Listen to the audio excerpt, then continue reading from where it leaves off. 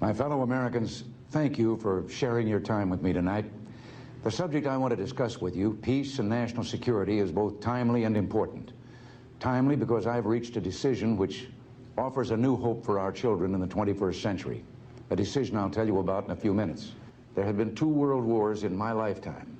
We didn't start them, and indeed did everything we could to avoid being drawn into them. During the past decade and a half, the Soviets have built up a massive arsenal of new strategic nuclear weapons, weapons that can strike directly at the United States.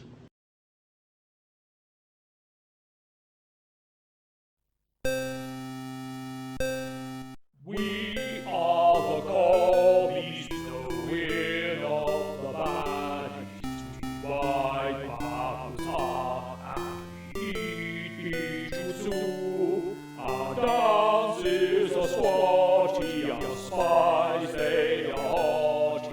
We have drafts of honey, we don't like money.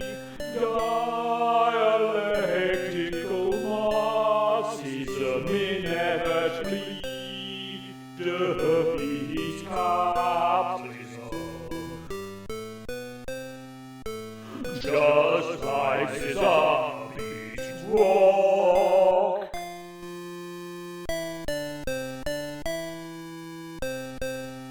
Hello, hello, hello. Hello, hello, hello. Death to the west. Death to the west. I've got a big stick. Let me share with you a vision of the future which offers hope. It is that we embark on a program to counter the awesome Soviet missile threat with measures that are defensive.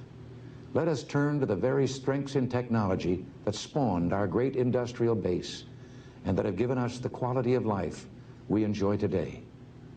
What if free people could live secure in the knowledge that their security did not rest upon the threat of instant U.S. retaliation to deter a Soviet attack, that we could intercept and destroy strategic ballistic missiles before they reached our own soil or that of our allies?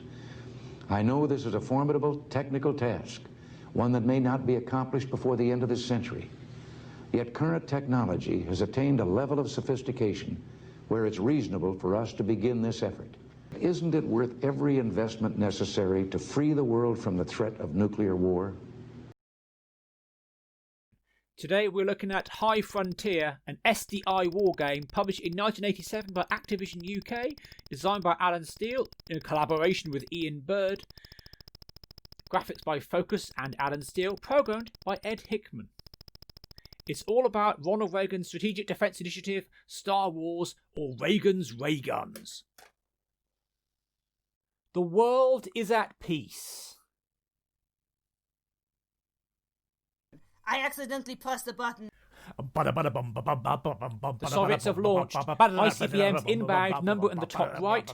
Bottom right is the time before impact. This is the boost phase.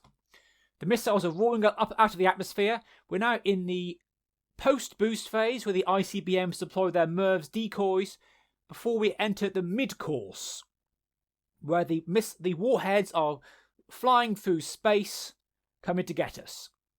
We now have over 9,000 warheads inbound to the continental United States, and we have lost contact with NATO.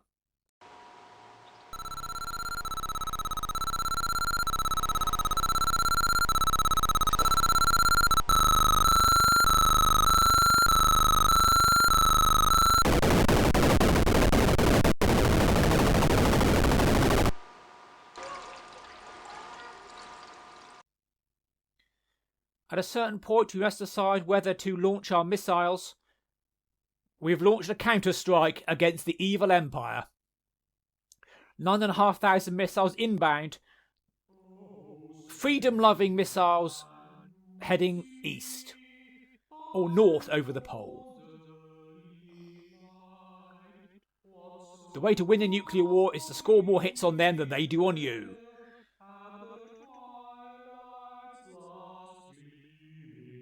Duck and cover, people.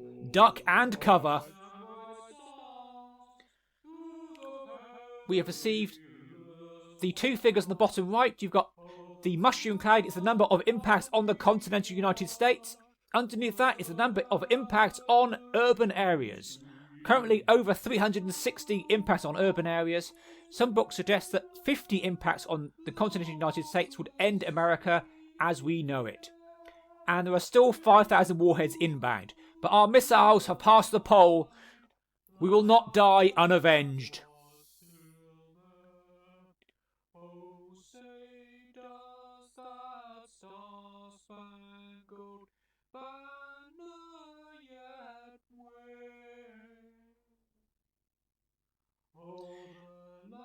The large number under the mushroom cloud is the number of American impacts on Soviet soil. Over 2,000 now.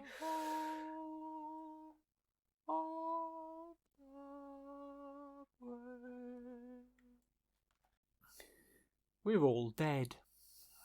When an ICBM is launched, its motors will burn for 3 to 5 minutes. It rises slowly at first and then picks up speed as it climbs into space. The advantages of killing a missile at this stage are, while the motors are firing, they produce an easily detectable heat source, so finding the missiles is relatively easy. At this stage, the missile structure is subject to high stresses, making it easier to destroy, and the MIRV warheads are still on board the bus in the missile's nose cone, so killing one missile could destroy 10 or more MIRVs. The disadvantages are the missile is shielded to some extent by the Earth's atmosphere and magnetic field, both of which interfere with various SDI weapons. And time. You have only 5 minutes to detect the attack, report this to command, receive a command decision to fire, commence firing and kill the missiles. This assumes that SDI weapons will not automatically fire on sight. After the missile has cleared the Earth's atmosphere, the nose shroud is jettisoned.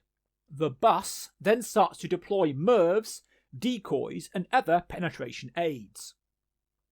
At this point the attack has been in progress for 5 minutes, so ample warning has been given. This phase also lasts for over 20 minutes, so there is time for tracking, sorting and firing. The warheads are now in the vacuum of space, so weapons that were ineffective in the atmosphere are now much more destructive. However, you now have multiple targets, 10 or more MIRVs instead of one missile. It is easy for the MIRVs to be hidden among groups of decoys. The favoured technique is for the MIRV to inflate metal balloons and build a decoy group around itself. It also inflates another balloon around itself. To radar and optical methods, all the balloons appear identical. There are, however, proposed methods for getting over this problem, one being to tap the balloon with a laser. The balloon carrying the warhead will be heavier and not move very far, but the lighter decoy balloons would move further. Terminal phase. The warheads now enter Earth's atmosphere and fall on their targets. The advantages are the atmosphere will filter out most of the decoys, and after tracking the MIRVs for over 20 minutes, you'll be in a position to predict their flight path. MARVs accepted, of course. However, you now have less than 5 minutes to destroy any MIRV, and as they approach their targets, the choice of weapons again becomes limited. Nuclear-armed anti-ballistic missiles may damage whatever you are trying to save. Certainly true of civilian targets, not necessarily true of military ones. Laser system. This is composed of satellites carrying high-energy lasers. The electric power is provided by units. During operation, these units produce a ringing sound, giving rise to the system's popular name, Dead Ringer. Each satellite has a high KC against both missiles and warheads. A complete system will contain 100 satellites. Electromagnetic railgun system. The satellites are equipped with electromagnetic guns which fire solid shells at velocities of over 40 miles per second. Electrical power is taken from explosive charge generators, with vaporizing liquid nitrogen used to cool the barrel and feed the ammunition. Each satellite has a low KC against missiles and a normal KC against warheads. The complete system consists of 180 satellites. multi-slam system. Each satellite of this system can carry 64 slams, satellite launch attack missiles, which incorporate a number of unusual features. The solid fuel motor provides propulsion and generates electrical power, which powers the nose-mounted laser used for target tracking. While fuel remains in the motor, the missile will attempt to kill the target with a direct hit.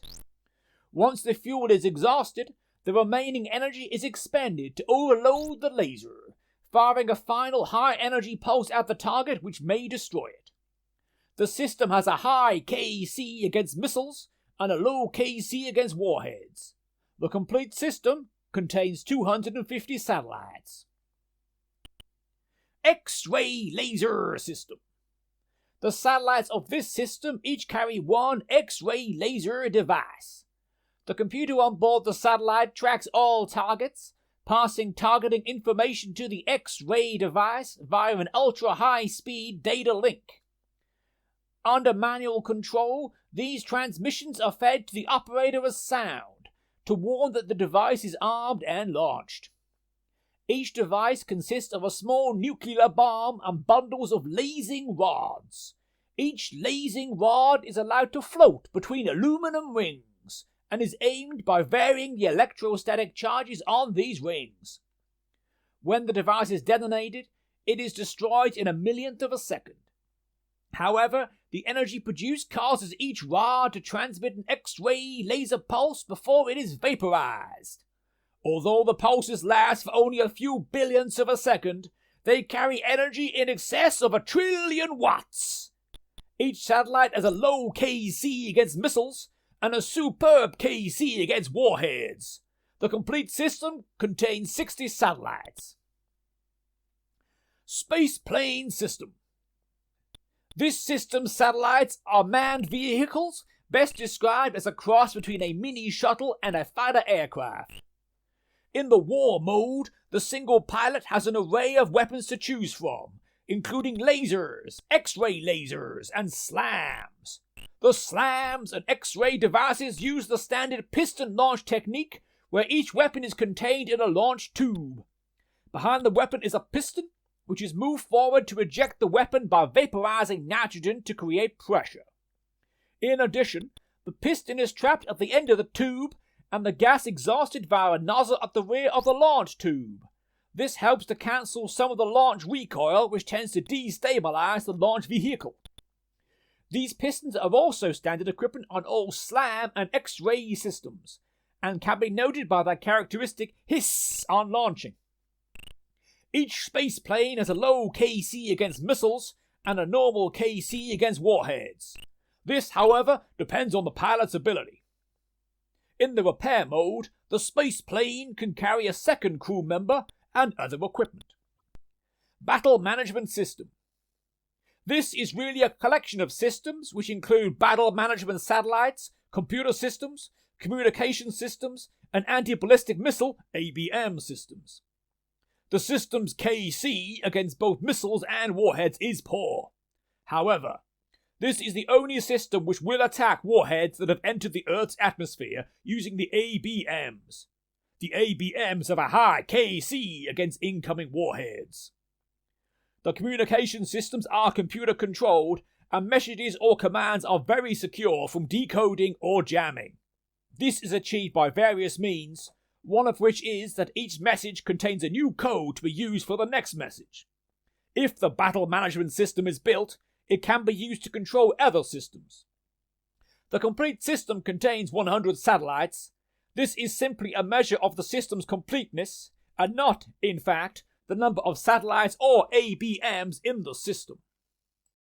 So on the main menu of High Frontier, you have to choose your American leader type and Soviet leader type. You get to choose between Hawk, Realist, and Dove. Hawks are more aggressive. The American Hawk will give you more money. The Dove will give you the least amount of money. You cannot have both leaders as Doves. I'm going to choose Realist for the Americans and Dove for the Soviets, which will give you the longest playtime. A game between two Hawks will be considerably shorter. The game level, you have easy, normal, and hard. This relates to the number of warheads per missile, which is 2, 4, or 8. how aggressive the Soviets are, how unpredictable they are. At normal and hard difficulty, the Soviets will also build countermeasures to your satellites. And at the bottom, you can press play to play the main game, or orbit to play the orbital shooting gallery that you've seen some of earlier in the video. And this is the main screen. You got the world with spy satellites moving back and forth across it. On the bottom, you've got your control icons. The red phone is for the president.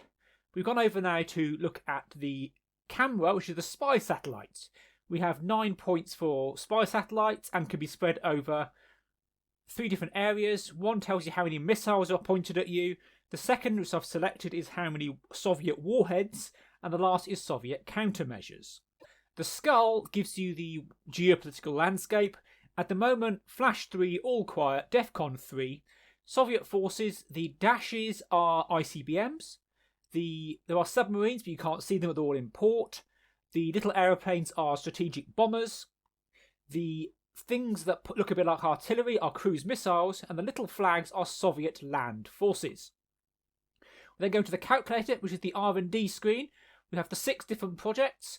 The yellow and white lines for each project is how much budget and staff you need to progress to the next stage. So here I'm selecting the SLAM missiles and giving that $2 and 2 white scientists. The white scientists are government employees. Next I'm going to give $2 and 2 white scientists to the X-ray laser project. And again for the space plane. And then to the battle management computers, battle management system. I've got a bit left, so I'm going to give an extra $1 to X-ray lasers. Extra funding may attract free market scientists who are magenta. So we now skip forward, and we have some results for the espionage.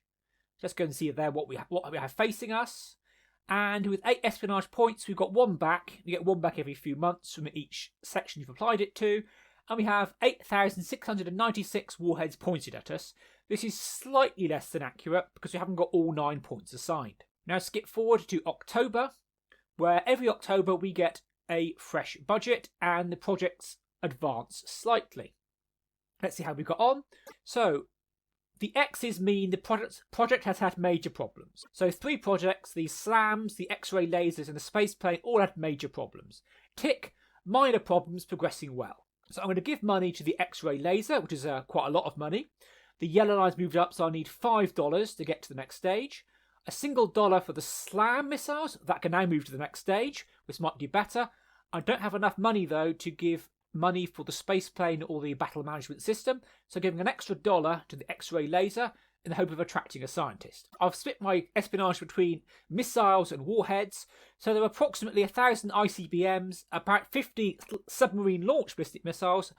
The rocket sign and the number 50 by the SLAM missiles means that this year we are ready to build 50 satellites of this system. This is good. They proceeded quite well. And we haven't got enough money, though, for any other other projects. So I'll give some dollars to the X-ray lasers in the hope that it'll generate some interest. That money will disappear because they'll spend it on something, even though it's not going to advance the project. So now looking at the SDI management screen, which is the shield with a sword on it. These are the 6 different management systems we have. These are the lasers, the railgun. We have 50 SLAM satellite missiles stuck on the ground. By selecting the rocket icon, we ask them to be launched. Your launch capability is limited to 10 satellites each month, but also this tells you that the X-ray laser can expect you to kill 80 warheads each. That's why I'm keen on them. The space plane, 50 warheads each. The battle management system, only 10 warheads. It's very poor, apart from the final stage. Laser 44, railgun 25. So we'll be launching these SLAM systems. We now have 10 in orbit. So it's green, the system is not armed. Let's see what the Soviets are up to. A major Soviet war game. 2 Soviet boomers are out and about. There's an extra Soviet land force and an extra strategic bomber. So all of these Soviet systems are now at DEFCON 2. And the president is now on the phone. The president is on the phone. The president always wants to know what's going on. So we've now moved on to a later system here. The Soviet army has now moved to the NATO border, which means the president gives us more money. We now have lots of magenta scientists. who are attracted by money. I've built up the SLAM system. There's about 150 of them in orbit, 50 X-ray lasers, 20 space planes, and I'm just about ready to build the ABM system that I'm ready to launch. The question is, can we make it in time? The Soviet units are now on full alert, DEFCON 1. The President has authorised me to open my code box. I now have the codes to launch the system. Now in October, we're trying to get as many satellites as we can in order to try and stop the Soviets. So I'm putting more into the space plane and more into the ABM's Advanced Battle Management System. I don't need to worry about satellites failing in orbit because I have the space plane there. And the President is now asking me how it's going on. The Soviets are now backed off to a major Soviet war game. But now they're back on the NATO border. They sometimes do this dance a few times where they advance and then they back off. What I'm going to need to do is, when they're on full alert, I need to arm the SLAM system. This system is very effective in the boost phase. Each satellite will kill 3 missiles, and each missile carries 8 warheads. So you need to enter the code now. Doing it now, I have plenty of time to get it right. If you do it later, you're running against the clock, which runs very, very quickly. You can arm every single system by arming the battle management computers, but that has its downsides too. So now currently the SLAM missiles are in orbit and they're firing, and the Soviets aren't doing anything. They're still on full alert, they're still lurking there. So the President wants to know how he's going on, so I'm losing satellites because they're firing and they're failing. Now it's October again, so I'll give some more money to the space plane. When a system has the rocket at its 0, it means it's in maintenance. Maintenance mode means you have to keep giving a small amount of money towards it, but that's it. So the Soviets have attacked, but not launched yet. So what I need to do is be very careful what I actually launch. So on the last stage, if they attack, so World War III starts, I'm going to give more money to get more systems. And we don't want to run out. Soviet attack on NATO, DEFCON 1, boomers are everywhere. This is a bad thing. So now, Flash 1, Soviets attack systems. They've knocked out a fair few of my SLAMs. But the SLAMs are armed and they're going to start shooting at the Soviet ICBMs. And the SLAMs are all gone, but they took out 210 missiles, which is about 1,600 warheads. And I'm going to arm the space plane. We're moving into the mid-course phase, where these guys will do a great job. I'm not arming the battle management software. That's most effective in the terminal phase. I can arm it now, it'll fire, but I'll waste them. So now I've got the X-ray lasers and the space planes are both firing at the MIRVs and doing a great amount of damage. The President has asked me on the phone, will the Soviets launch and impact on American soil? I don't know. It's getting close. 6 satellites left. 3. None. So I've got 192 warheads left. I'm now going to arm the battle management software. We're now entering the terminal phase. This is where they'll do the most good. 5 minutes before impact. 4 minutes before impact. 3 minutes before impact. And they are firing. We now have nuclear missiles firing above America. And we've done it. We have done it. American victory. Type Dove. Peace in our time. President Reagan promised to protect both the United States and NATO allies from Soviet aggression. So here I'm desperately trying to save NATO. Here's the problem you get though. This is on easy mode. The satellites have launched. We're all armed, firing at Soviet ICBMs. We've got a good array of satellites. Here is a cloud of ICBMs and SLBMs on the way to France and the United Kingdom. And they're about to hit. And that's it. We're now living in threads. Not so good. And that's even if we've done pretty well. Changing to between easy and hard mode doesn't help because the number of missiles don't change. They're only the number of warheads on each missile. And you're really going to take out the missiles in the boost phase. So switching to hard mode, I've got a good section of satellites, all armed, trying to take out 1,200 Soviet missiles. And they're still inbound. I'm killing more of them. And doing pretty well, but you've got to take them all out within about 9 minutes of launch. Otherwise, you lose NATO.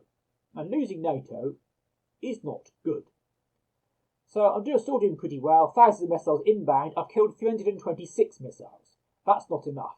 So here you can always see it's 1,200 missiles, no matter what mode you're in, pretty much. What if we try with more systems? So I'm going to deploy more systems, and the problem you always have is you never have quite enough money. And money and scientists are the bottleneck factor at the moment. So what if you had more? So by poking certain addresses in memory, you can give yourself a bit of a boost. 42809 contains your budget, 42810 contains government scientists. So when you run out, poke them, come back into the screen, and you have more. So here I'm focusing on a plethora of systems now. I've got enough money to build every single system under the sun. So far the slams aren't doing too well, but we've gone pretty good. Skipping forward to the end of the project, the bottleneck now is the launch procedure. I've got a full array of space planes and X-ray lasers. I've not been able to launch everything though. I've got lots of satellites on the ground. You can only launch 10 satellites per month, and that's if everything goes well. You get bad weather, things delay launches, so you get a bit of a backup. But I'm arming every single system. The goal is I want to hit the missiles and get them soon. June, year 11, the Soviets attack my systems, knock a few out, lots spare, and we're all going for it. Everything is firing. X-ray lasers are wasted firing at ICBMs, but they're going for it anyway. And we've gone over 300 missiles already, 387, 430, and we're now in the post-boost phase, and NATO is doomed. There it is, and Britain is dead. That didn't work. Even though we destroyed all the Soviet missiles within 11 minutes, it wasn't fast enough. So what if we had even more systems? I've now found the addresses in memory for the satellites both in orbit and ready to launch, and I've given all of them the maximum is 255. Each satellite is represented by 1 byte. You don't want more. And all of them are ready. I'm arming all the systems, and then we'll have to make sure that I don't launch any more. If I launch any more satellites, you'll get wraparound, and you'll have less satellites than you started with. So I've got 255 lasers, 255 railguns, 255 slams, 255 X-ray lasers, 255 space planes, and 255 of the battle management system. All of which can take out a number of missiles. Will we have enough? We can't have more satellites than this.